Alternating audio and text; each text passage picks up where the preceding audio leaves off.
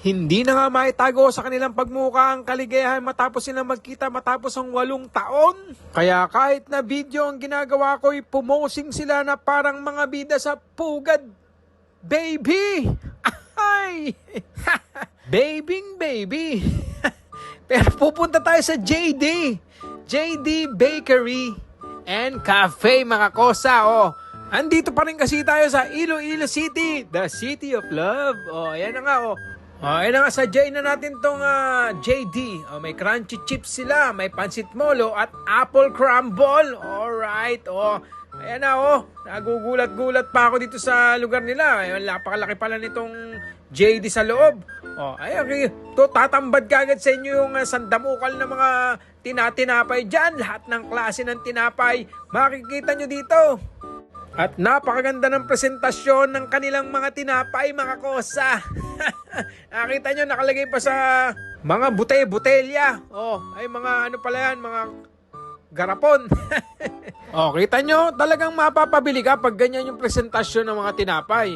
Kung ilalagay mo lang yan sa pambalot ng pandesal, hindi ako may engganyo bilhin yan. Tingnan nyo naman nakita nyo may kahon-kahon pa, nakakahon pa yung mga brownies.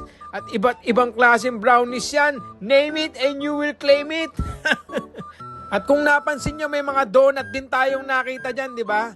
Talagang kumpleto dito sa JD's Bakery and Cafe. Alam nyo ba, mga kosa, kung hindi nyo maitatanong ay huwag nyo nang itanong dahil itong JD's Bake Shop and Cafe ay nagsimula lang pala bilang bake shop noong 1975. Napakatagal na pala nito. Hanggang so 1993 nga, ay nagsimula na silang maglagay ng parang fast food style na. Ayun na nga, nagmukha na silang fast food para mas maging malawak ang kanilang serbisyo sa mga tao, di ba? Meron na silang mga tinapay, meron pa silang mga merienda tsaka pagkain, tulad niya, ginatan. Kita niya, may mga ganyan. Meron silang mga combo meals, may mga pansit palabok sila na pwede mong kombohan ng manok.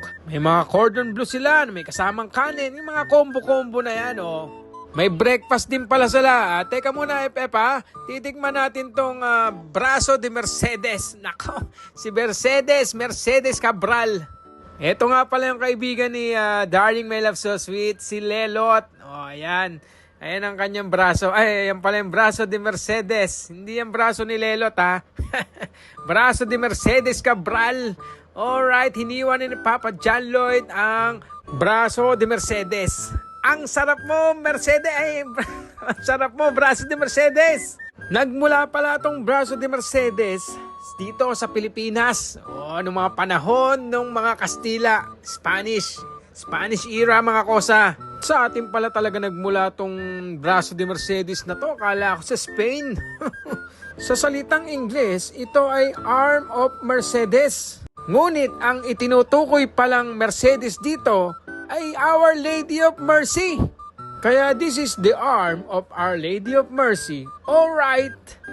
At ayun na nga, titikman na nga ni Lelot ang braso niya ay ang Braso de Mercedes. Braso of Our Lady of Mercy. Huwag niyo niloloko, ha. Ayun na nga, ano kayang lasa? Mukhang nasarapan naman to si Lelot sa kanyang pagsubo, ito naman si Papa John Lloyd ang titikim ng Braso de Mercedes. Sige na, Papa John Lloyd. Kumuha pa sa gitna, Kumuhit pa ng konting matamis sa gitna. Ayun, sumubo na si Papa John Lloyd. Anong hatol mo?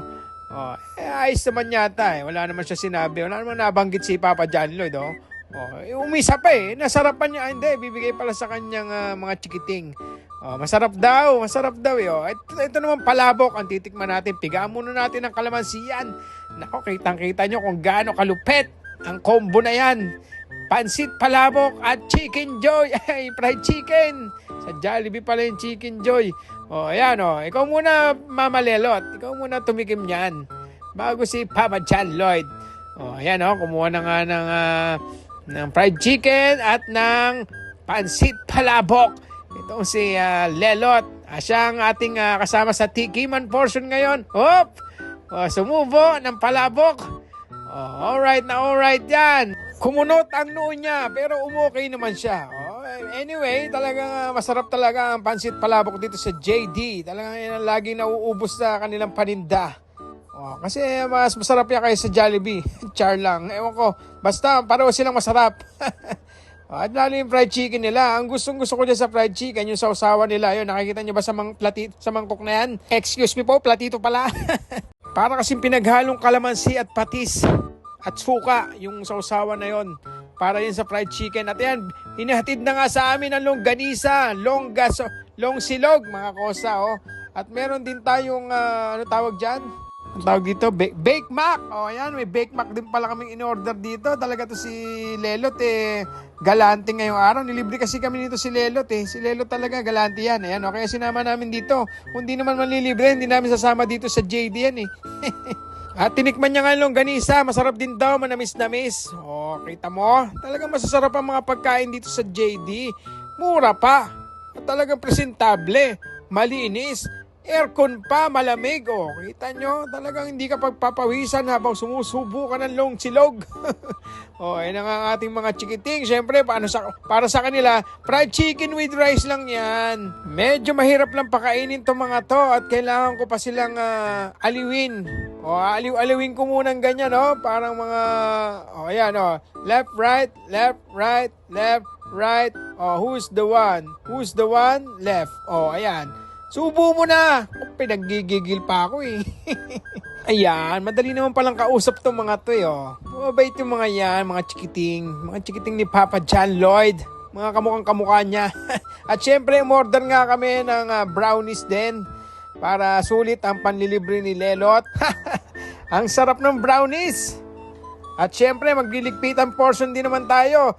Basta nasa restaurant si Papa John Lloyd, nagliligpit na yan dahil baka bigla na lang wala tayong pambayad. At least handa tayong